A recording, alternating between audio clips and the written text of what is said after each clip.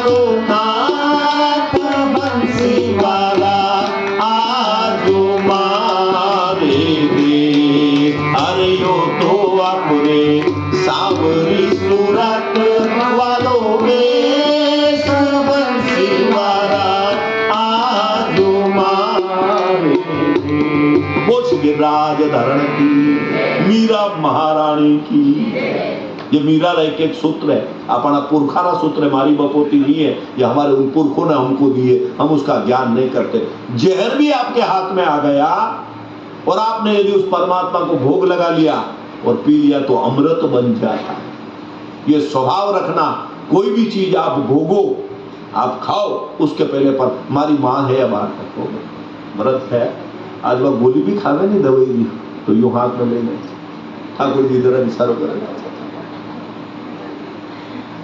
बिल्कुल देखो स्वभाव है कि मैं आपको समर्पित कर दूं, पहले भोग लगा लूं तेरा, फिर प्रसाद जग पाएगा।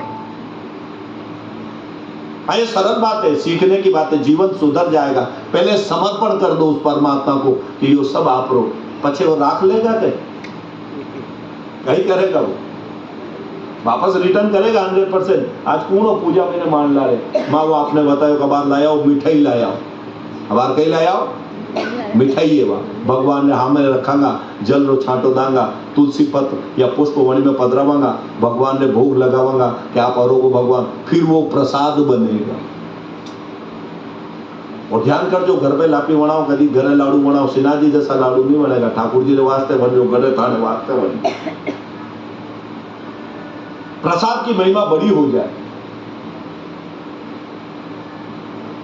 इसलिए मैं उनका प्रसाद भी पाता था। ये ऋषि जो मेरे यहाँ पर रहते थे आंगन में, उनका बचा हुआ जो रहता था वो मैं भोजन करता था। मेरी बुद्धि शुद्ध हो गई, ऋषि चले गए, माँ ने मेरे को उनके साथ जाने नहीं दिया। मेरी उत्कंठ इच्छा थी, मेरे मन में इच्छा थी मैं भी मेरी माँ के साथ, मैं ऋषियों के साथ जाऊं, लेकिन मेरी माँ ने रोक लिया। लेकिन देव योग था, समय ऐसा आया कि एक समय मेरी माँ जब गाय का दूध निकालने जाती थी कि काल बनकर आया, एक सांप ने उसको काट लिया और उसकी मृत्यु हो गई।